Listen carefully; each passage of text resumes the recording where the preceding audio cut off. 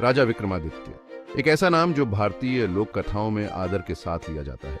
वो सिर्फ एक राजा नहीं थे, वो न्याय के प्रतीक, साहस के प्रकाश स्तंभ और बुद्धि के प्रतीक थे। उनकी वीरता की कहानियां पीढ़ी दर पीढ़ी गूंजती हैं। एक ऐसे राजा की जीवंत तस्वीर पेश करती है जो अपनी प्रजा से प्यार करता था और अटूट संकल्प के साथ उनका नेतृत्व करता था। विक्रमादित्य ने उज्जैन के सिंहासन पर अपना अधिकार जमाया। एक ऐसा राज्य जो परंपरा में डूबा हुआ था और विरासत में समृद्ध था। वो अपनी तेज बुद्धि, रणनीतिक प्रतिभा और अपनी प्रजा के लिए दहकते दिल के लिए जाने जाते थे। उनका शासनकाल सिर्फ सत्ता के बारे में नहीं था, बल्कि सेवा के बारे में था। उन लोगों के जीवन को ऊपर उठाने के बारे में था जिन्हें उनकी देखभाल के लिए सौंपा गया था। जिस क्षण से उन्होंने राजा का पद धारण किया, विक्रमादित्य ने खुद को अपने राज्य की बेहतरी के लिए समर्पित कर दिया। उन्होंने ऐसे दरबार स्थापित किए जहां न्याय का बोलबाला था, यह सुनिश्चित करते हुए कि कमजोरों की रक्षा की जाए और दुष्टों को दंडित किया जाए। उनके शासनकाल ने समृद्धि और सद्भाव के माहौल को बढ़ावा दिया, जहां कलाएं फली फूली और ज्ञान का सम्मान किया गया। विक्रमादित्य सच्चाई और धार्मिकता के प्रति अपनी अटूट प्रतिबद्धता के साथ अपनी प्रजा के लिए आशा के प्रतीक बन गए। वो एक ऐसे राजा थे जिन्होंने लोहे के हाथ से नहीं, बल्कि दयालु हृदय से नेतृत्व किया।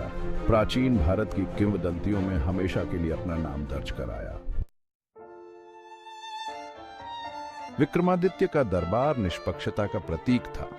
उनके फैसले पौराणिक थे, अपनी बुद्धि और निष्पक्षता के लिए प्रसिद्ध थे। हर मामले की बारीकी से जांच की जाती थी। विक्रमादित्य हर दलील, हर तर्क और उनके सामने पेश किए गए हर सबूत को ध्यान से सुनते थे। एक प्रसिद्ध कहानी एक धनी व्यापारी की है जिसने एक गरीब किसान पर अपना सोना चुराने का आरोप लगाया। प्रभावशाली और शक्तिशाली व्यापारी ने तुरंत सजा की मांग की। फिर भी विक्रमादित्य व्यापारी की हैसियत से बेफिक्र मामले की तह तक गए। गहरी ऑब्जर्वेशन और चतुराई भरे सवालों से विक्रमादित्य ने सच्चाई का पता लगाया। सोना जो निकला कभी चोरी हुआ ही नहीं था, बल्कि खुद व्यापारी ने ही गलत जगह रख दिया था। किसान निर्दोष और झूठा आरोपी बरी कर दिया गया। राजा की बुद्धि से विनम्र व्यापारी ने सार्वजनिक रूप से माफी मांगी। इस कहानी ने और ऐसी ही अनगिनत अन्य कहानियों ने एक न्यायप्रिय शासक के रूप में विक्रमादित्य की प्रतिष्ठा को मजबूत किया। वो कानून के समक्ष समानता में विश्वास करते थे, यह सुनिश्चित करते हुए कि हर नागरिक, चाहे उसकी सामाजिक स्थिति कुछ भी हो, उसे निष्पक्ष सुनवाई मिले। उनका दरबार मजलूमों के लिए एक सेंचुरी बन गया, एक ऐसी जगह जहां सच्चाई छल पर विजय प्राप्त करती थी और न्याय अन्याय पर हावी होता था। विक्रमादित्य का साहस सिर्फ कोर्ट रूम तक ही सीमित नहीं था। वो एक योद्धा राजा थे, अपने राज्य को किसी भी खतरे से बचाने के लिए तैयार थे। युद्ध के मैदान में उनकी बहादुरी के किस्से भी उतने ही मनोरम हैं जितने कोर्ट रूम में उनके फैसले। ऐसी ही एक कहानी एक पाडीडिडोसी राज्य द्वारा आक्रमण की है जो उज्जैन की समृद्धि से ईर्ष्या करता था। उनकी विशाल और दुर्जय सेना विक्रमादित्य के राज्य की ओर बढ़ रही। उनके इरादे शत्रुतापूर्ण और उनका लालच अतृप्त था। विक्रमादित्य आने वाले खतरे से बेफिक्र अपने सैनिकों को संगठित किया। उन्होंने आगे से नेतृत्व किया। उनकी तलवार सूरज के नीचे चमक रही थी। उनका हौसला उनके सैनिकों को प्रेरित कर रहा था। लड़ाई भयंकर थी, इच्छा शक्ति और स्टील का टकराव, जहां जमीन के हर इंच पर मुकाबला हुआ। विक्रमादित्य की रणनीतिक प्रतिभा, उनके अटूट साहस के साथ युद्ध का रुख मोड़ दिया। हमलावर सेना अपनी शुरुआती क्रूरता के बावजूद लड़खड़ा गई। उनके रैंक टूट गए, उनकी एडवांस रुक गई। उनके विजय के सपने विक्रमादित्य की अटूट रक्षा के खिलाफ चकनाचूर हो गए। अपनी जीत और अपने न्यायपूर्ण शासन के बावजूद विक्रमादित्य के शासनकाल पर एक साया मंडरा रहा था। एक प्राचीन भविष्यवाणी में एक राक्षसी राक्षस वेताल के बारे में बताया गया था, जो राज्य को अंधेरे में डुबाने के लिए धरती की गहराई से उठेगा। भविष्यवाणी में दावा किया गया था कि वेताल अपार शक्ति का प्राणी था जो द्वेष से भरा हुआ था और विनाश की प्यास से प्रेरित था। उसका आना दुखों के युग की शुरुआत करेगा, भूमि पर अनकही भयावहताएं अनलीस्ट करेगा। भविष्यवाणी ने सबसे बहादुर योद्धाओं की रीढ़ की हड्डी में कंपकंपी भेज दी और लोगों के दिलों में भय पैदा कर दिया। हालांकि विक्रमादित्य निडर रहे। वो जानते थे कि भविष्यवाणी कोई गारंटी नहीं थी, बल्कि एक चुनौती थी। वो डर के आगे नहीं झुकेगा। वो अपने राज्य को तैयार करेगा, उसकी सुरक्षा को मजबूत करेगा और राक्षसी खतरे का सीधा सामना करेगा। उसने अपने सलाहकारों को इकट्ठा किया, बुद्धिमान ऋषियों से सलाह ली और आने वाले अंधेरे का मुकाबला करने के तरीकों की तलाश में प्राचीन ग्रंथों में प्रवेश किया। वो जानता था कि वेताल की शक्ति भय और निराशा से उपजी है और उसने एकता, साहस और अपने लोगों की अदम्य भावना के साथ इसका मुकाबला करने का संकल्प लिया। जैसा कि भविष्यवाणी में बताया गया था, धरती कांप गई, आसमान में अंधेरा छा गया और अंडरवर्ल्ड की गहराइयों से वेताल का उदय हुआ। उसका रूप ग्रोटेस्क था, बुरे सपने वाली विशेषताओं का एक राक्षसी मिश्रण। उसकी आंखें नारकीय आग से जल रही थीं, उसके पंजे विषैले आइकोर से टपक रहे थे और उसकी दहाड़ आशा की मौत की घंटी की तरह गूंज रही थी। वेताल के आगमन ने पूरे राज्य में दहशत फैला दी। लोग अपने घरों में दुबके रहे, उनके चेहरे डर से सने हुए थे। फसलें मुरझा गईं, पशुधन नष्ट हो गया और एक बार संपन्न भूमि पर निराशा का साया छा गया। राक्षस की उपस्थिति एक कलंक थी जो जीवन के सार को ही जहर दे रही थी। वेताल जिस भय को उसने पैदा किया था, उसमें रहस्योद्घाटन करते हुए आतंक का अपना शासन शुरू कर दिया। उसने गांवों को तबाह कर दिया, मंदिरों को नष्ट कर दिया और निर्दोषों को पीढ़ा दी। उसकी हंसी, क्रूरता की एक कर्कश आवाज तबाह भूमि के माध्यम से गूंजती थी, लोगों की दुर्दशा का मजाक उड़ाती थी। विक्रमादित्य अपनी प्रजा की पीड़ा को देखकर जानता था कि उसे वेताल का सामना करना होगा। उसने अपने युद्ध कवच पहने, राक्षस द्वारा किए गए हर अत्याचार के साथ उसका संकल्प कठोर होता गया। उसने अपने सबसे बहादुर योद्धाओं को इकट्ठा किया।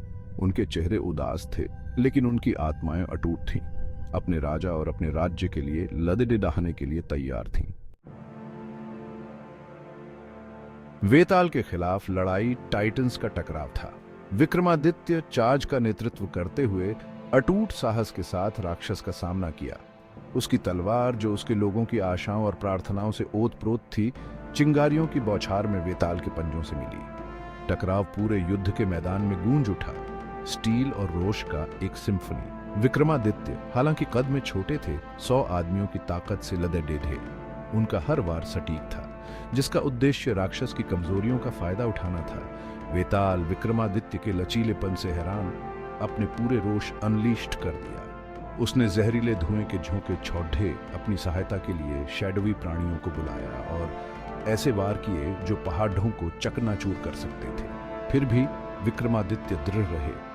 उनकी ढाल हमलों को दूर कर रही थी, उनकी आत्मा अटूट थी। एक अंतिम शक्तिशाली प्रहार के साथ विक्रमादित्य ने प्रहार किया।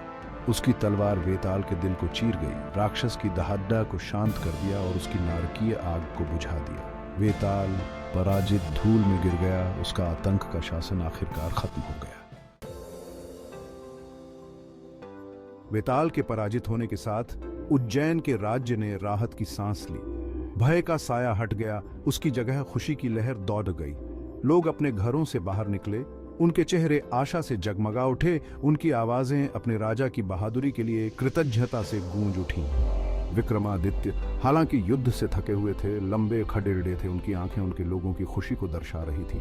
उसने न केवल अपने राज्य को एक राक्षसी खतरे से बचाया था, बल्कि आशा और लचीलापन की लौ को भी फिर से जगाया था। उनके निरंतर शासनकाल में उज्जैन फला फूला, कला और विज्ञान समृद्ध हुए, व्यापार मार्गों का विस्तार हुआ और राज्य ज्ञान और संस्कृति का प्रकाश स्तंभ बन गया। वेताल पर विक्रमादित्य की जीत सिर्फ एक सैन्य विजय नहीं थी, बल्कि विपत्ति पर काबू पाने की मानवीय भावना की क्षमता का प्रतीक थी। उनका शासनकाल एक स्वर्णिम युग बन गया, शांति और समृद्धि का दौर जो उज्जैन की सीमाओं से बहुत दूर तक गूंजता रहा। विक्रमादित्य का नाम न्याय, साहस और बुद्धिमान नेतृत्व का पर्याय बन गया, जो आने वाली पीढ़ियों को प्रेरित करता रहा। राजा विक्रमादित्य की कहानी सिर्फ एक प्राचीन कहानी नहीं है, बल्कि उन मूल्यों की कालातीत याद दिलाती है जो एक सच्चे नेता बनाते हैं। उनका न्याय, उनका साहस और अपने लोगों के प्रति उनकी अटूट प्रतिबद्धता आज भी नेताओं के लिए एक प्रेरणा का काम करती है। विक्रमादित्य की विरासत समय के पार चली जाती है। उनकी कहानी हमें सिखाती है कि सच्चा नेतृत्व सत्ता के बारे में नहीं है, बल्कि सेवा के बारे में है। जो सही है उसके लिए खेड़ी डीहे होने के बारे में है, कमजोरों की रक्षा करने और न्याय के लिए लड़े होने के बारे में है। एक ऐसी दुनिया में जो अक्सर अन्याय और असमानता से त्रस्त होती है, विक्रमादित्य की कहानी कार्रवाई के लिए एक आह्वान है। यह हमें बहादुर बनने, जिस पर हम विश्वास करते हैं, उसके लिए खड़ी डटे होने और एक ऐसी दुनिया के लिए प्रयास करने का आग्रह करता है जहां सच्चाई और धार्मिकता का बोलबाला हो। आइए हम सभी अपने भीतर विक्रमादित्य की भावना की एक चिंगारी लेकर चलें और एक ऐसी दुनिया बनाने की दिशा में काम करें जो उनकी विरासत के योग्य हो।